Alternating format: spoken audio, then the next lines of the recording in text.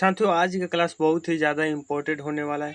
इस क्लास में प्रकाश का परिवर्तन जो चैप्टर नंबर 1 है, इसका टोटली 20 मोस्ट इम्पोर्टेंट ऑब्जेक्टिव प्रश्न देखने वाले हैं, जो बोर्ड एग्जाम के लिए बेहद ही जरूरी है। और इन प्रश्नों को यदि आप करके जाते हैं तो एग्जाम में बहुत सारे प्रश्न यहाँ से आपको देखने को मिलेंगे। तो वीडियो की शुरुआत करते हैं। चलिए बढ़ते हैं पहला नंबर प्रश्न की ओर। सबसे पहला प्रश्न है जो बेहद जरूरी है भाई, परिवर्तन के नियम कितने होते हैं। तो परिवर्तन के भाई जो नियम होते हैं 2 होते हैं।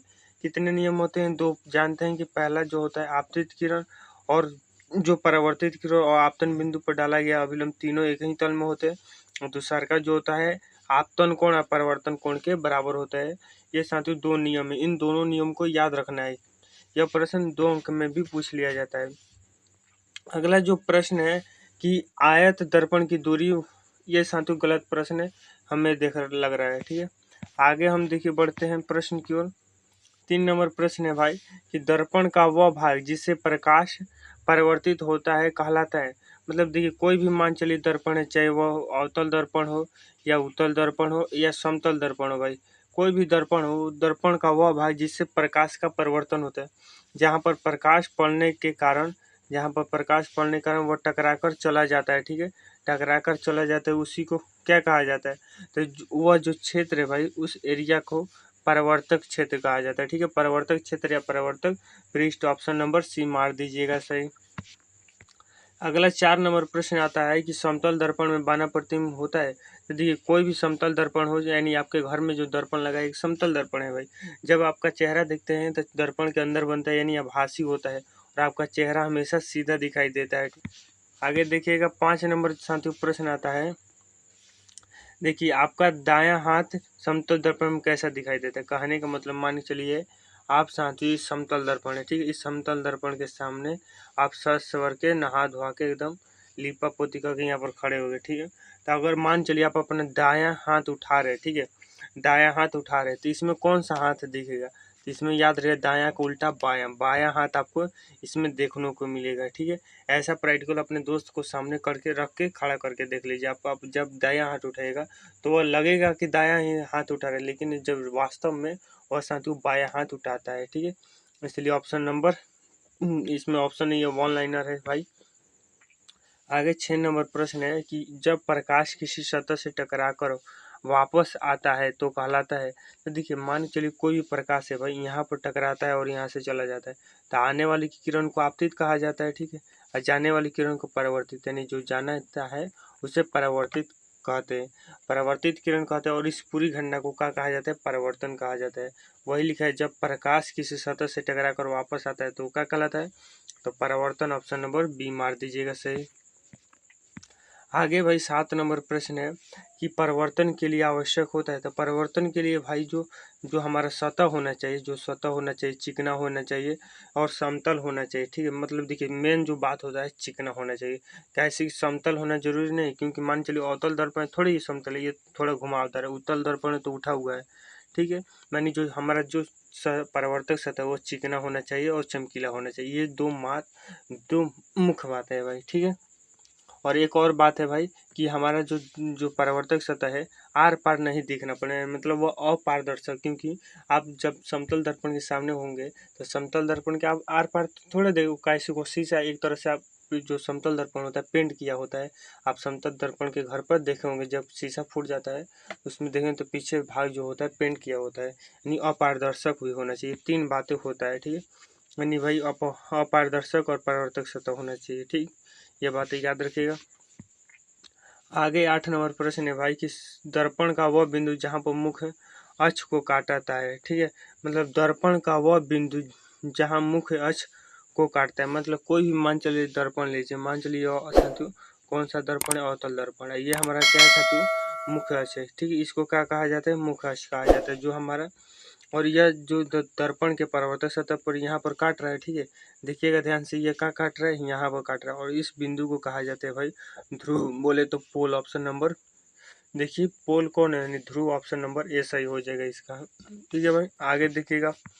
आगे 9 नंबर प्रश्न है कि वक्रता केंद्र भले वक्र दर्पण के केंद्र को कहा जाता है। देखिए वक्र दर्पण के केंद्र मतलब जो गोलीय दर्पण होता है उसके केंद्र को क्या कहा जाता है? तो देखिए कोई भी गोलीय दर्पण होता है भाई कोई भी गोलीय दर्पण होता है किसी खोखले गोले का भाग होता है, मान चलिए डॉट डॉट, या किसी खोखले गोले से निकाल के लिया जाता है।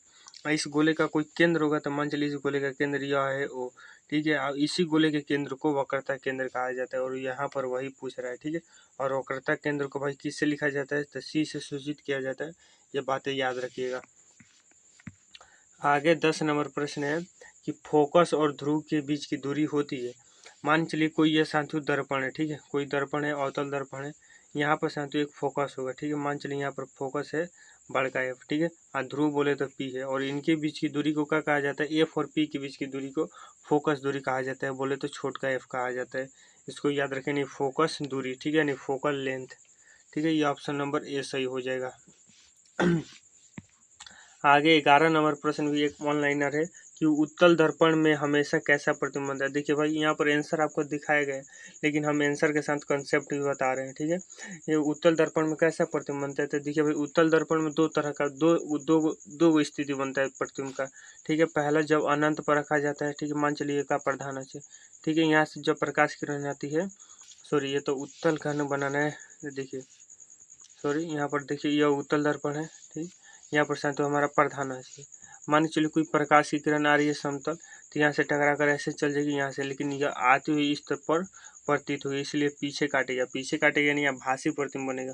और ये भाई बहुत छोटा बनता है, ठीक है, और सीधा बनता है। आभासी प्रतिबिंब हमेशा सीधा होता है, ये बात याद रखिएगा, ठीक है। आभासी गए चाहे काल्पनिक, ये रहा पहला स्थिति, ठीक है। दूसरा का स्थिति में जब साधु मान के चलिए हम प्रधान अक्ष पर रखा जाता है, तो यहाँ से ऐसे चल जाते हैं, यहाँ पर होता है इस तरह से, यह काटता है, यहाँ पर प्रतिबिंब बनता है, ठीक है भाई। तो यह भी हम लोगों का काल्पनिक बनता है, सीधा बनता है, छोटा बनता है, दोनों स्थिति में पूछा जाता है कि ऐसा कौन सा दर्पण है जहाँ पर हमेशा प्रतिबिंब छोटा बनता है, तो वो दर्पण उत्तल दर्पण होता है। ये बातें याद रखना है।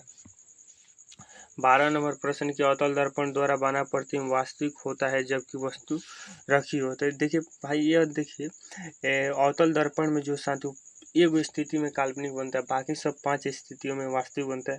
तो हमारा देखने से ये साधु प्रश्न जो है एक तरह से गलत पूछा लिया गया है, क्योंकि वास्तविक जो है भाई, वास्तविक तो 5 स्थिति में बनता है, इसलिए यहाँ पूछना चाहिए काल्पनिक। तो काल्पनिक कब बनता है, जब हम पी और एफ के बीच में रखते हैं, तब पी और एफ के बीच में रखते हैं, तब इस तरह से ये प्रश्न होना चाहिए था, ठीक है। ऐसे अगर आंसर दिखे तो केंद्र और फोकस के बीच यह दे रहा है, लेकिन हम जो बता रहे हैं उस पर ध्यान दीजिए, ठीक है।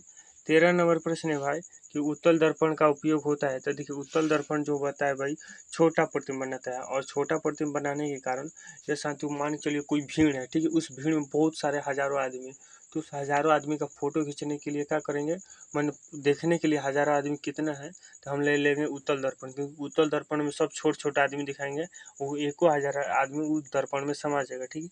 इसलिए साथियों जो वाहन होते हैं, मतलब जो ट्रक ड्राइवर चाहे कोई भी वाहन है, उस वाहन के पीछे लगाया जाता है इसको, क्योंकि वह पीछे बहुत सारी गाड़ियाँ होती है, उन गाड़ियों को देखने के लिए लगा दिया जाता है, यानी वाहन के पीछे देखने के लिए भी, ठीक है। ऑप्शन नंबर सी मार दीजिएगा सही। 14 नंबर प्रश्न है भाई कि प्रकाश की किरण जो दर्पण पर गिरती हुई कहलाती है। तो ये साथियों हमने कई बार दफा बता चुके हैं, तापतित किरण कहलाती है, ठीक है। आगे साथियों 15 नंबर है प्रश्न कि आपतन कोण परिवर्तन कोण के क्या होता है। तो देखिए अब यह परिवर्तन का दूसरा का नियम है कि आपतन कोण जो होता है परिवर्तन कोण के बराबर होता है, यानी कोण आई बराबर कोण आर होता है, ठीक।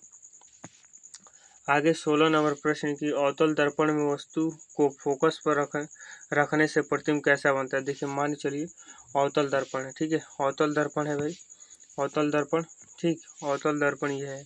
अवतल दर्पण को कहाँ रखते हैं, फोकस पर रखा जाता है। तो मान ली चलिए यहाँ पर फोकस एफ है, ठीक, इसको रखेंगे तो ये हमारा यहाँ से जाएगा, ठीक है, ये यहाँ पर कट के चल जाएगा, ठीक है। और एक प्रतिबिंब मान चलिए इधर गुजरते हैं, मतलब ये जो प्रतिबिंब बनेगा भाई ये कभी नहीं काटेगा। आज देखिए कोई भी फोटो बनाने के लिए हमें क्या चाहिए, को दो गो जो साथियों हमारे दो किरण काटना चाहिए, लेकिन ये दोनों किरणें काट नहीं रही, इसलिए इसका प्रतिबिंब नहीं बनेगा, यानी अनंत पर बनेगा और बहुत ही बड़ा बन सकता है, इसका कोई लिमिट नहीं है, ठीक है साथियों। अगर ये दर्पण के आगे बने इसलिए का वास्तविक होगा और उल्टा होगा, ठीक है। तो देखिए यहाँ पर आंसर भी दिया गया है, ठीक। 17 नंबर प्रश्न की किसी दर्पण में फोकस बिंदु सामने की ओर होता है। किसी दर्पण में फोकस बिंदु सामने की ओर होता है, कहने का मतलब है भाई, मतलब कौन सा दर्पण जिसमें फोकस आगे की ओर होता है। तो देखिए दर्पण दो तरह का होता है, दर्पण दो तीन तरह का होता है भाई, लेकिन यहाँ पर जो दर्पण मुख्य रूप से बात किया गया अवतल और उत्तल के बारे में, ठीक है। तो देखिए यहाँ पर हम बना देते हैं अवतल दर्पण, ठीक। इस अवतल दर्पण में भाई जब प्रकाश की किरण आती है समानांतर, वह यहाँ से गुजरती है, ठीक है, और जहाँ से यह गुजरती है उसको एफ कहा जाता है, यानी इसमें फोकस जो हो गया परावर्तक सतह के आगे है, ठीक है, यहाँ पर याद रखें। अगर मान चलिए अब यहाँ पर हम उत्तल दर्पण बनाते हैं, तो यहाँ पर उत्तल दर्पण में भाई जब प्रकाश की किरण आती है यहाँ से तो ऐसे हो जाती है, ठीक है, ऐसे चल जाती है, यानी इसका डॉट डॉट रूप में यहाँ पर यह साथी मिलती है, ठीक है, डॉट डॉट रूप में यहाँ पर मिलती है, यानी इसका फोकस कहाँ हो गया, पीछे हो गया, ठीक है। और पूछ रहा है सामने, सामने बोले तो आगे, यानी आगे किस में होगा, तो अवतल दर्पण में, ठीक है। अवतल दर्पण हम लोगों का सही आंसर हो जाएगा। समझ में आ गया क्यों हो गया, ठीक है। आगे बढ़िएगा। आगे भाई 18 नंबर प्रश्न की आभासी प्रतिबिंब को पर्दे पर डॉट डॉट नहीं किया जा सकता। एक बात याद रखिए, आभासी प्रतिबिंब बोले तो जो काल्पनिक प्रतिबिंब होता है उसको पर्दे पर नहीं उतारा जा सकता, जबकि वास्तविक प्रतिबिंब को पर्दे पर उतारा जा सकता है। उतारना को ही साथियों का प्रति प्रक्षिप्त कहा जाता है, ठीक है, ये बातें याद रखिएगा। 19 नंबर प्रश्न की वास्तविक प्रतिबिंब का पहचान क्या है। तो देखिए वास्तविक प्रतिबिंब याद रखिएगा एक बात कि वास्तविक प्रतिबिंब हमेशा उल्टा होता है और दर्पण के सामने बनता है और इसको पर्दे पर उतारा नहीं जा सकता है, ठीक है। यह हमेशा उल्टा होता है और पर्दे पर उतारा नहीं जा सकता है, याद रखिएगा, और ये दर्पण के हमेशा सामने बनता है, ठीक। अब 20 नंबर प्रश्न है भाई कि यदि अवतल दर्पण के फोकल लंबाई जो है, फोकल लंबाई बोले तो फोकस जो दूरी है, फोकस दूरी बोले तो छोटका एफ का मान दिया है भाई 10 सेंटीमीटर, ठीक। तो उसकी वक्रता त्रिज्या बोले तो आर का मान ज्ञात करना है, ठीक है। तो एफ बराबर सूत्र का होता है, एफ बराबर सूत्र है भाई r/2, ठीक है। एफ बराबर सूत्र का होता है r/2, आर बराबर सूत्र क्या हो जाएगा भाई 2f, ठीक है। यानी देखिए एफ का मान दिया है हम लोगों का 10, यानी 2 गुणे 10, ठीक है, यानी 20 हम लोगों का 20 सेंटीमीटर आंसर आ जाएगा, ठीक, 20 सेंटीमीटर ऑप्शन हो जाए, ठीक है भाई। तो हमने पूरा 20 ऑब्जेक्टिव प्रश्नों को हल कर लिया। तो ये वीडियो अच्छी लगी तो लाइक कीजिए, चैनल को सब्सक्राइब कीजिएगा और मिलते हैं नेक्स्ट वीडियो में। और एक प्यारा सा कमेंट जरूर कीजिए कि क्लास कैसी लगी, ठीक है भाई। तब तक के लिए धन्यवाद।